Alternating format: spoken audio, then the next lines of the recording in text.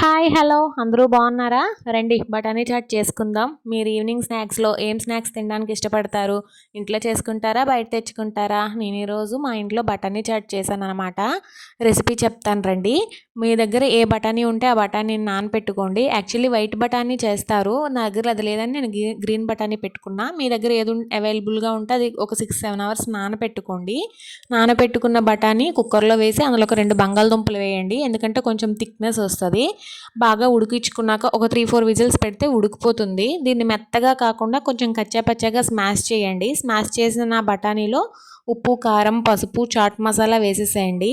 వేసేసి ఇంకో కడాయిలో ఆయిల్ పెట్టి అందులో ఆనియన్, గార్లిక్, పచ్చిమిర్చి కట్ చేసి వేసుకొని కొంచెం ఫ్రై అయ్యాక ఈ బఠానీ చాట్ని అందులో పోసి కొంచెంసేపు ఉడికించుకోండి. మీ దగ్గర కొత్తిమీర ఇంకా అవైలబుల్గా మీ దగ్గర ఏముంటే అవి వేసుకోవచ్చు. లాస్ట్లో ఆనియన్ కొంచెం లెమన్ పిండుకొని తింటే వర్షం పడినప్పుడు ఇంకా అదిరి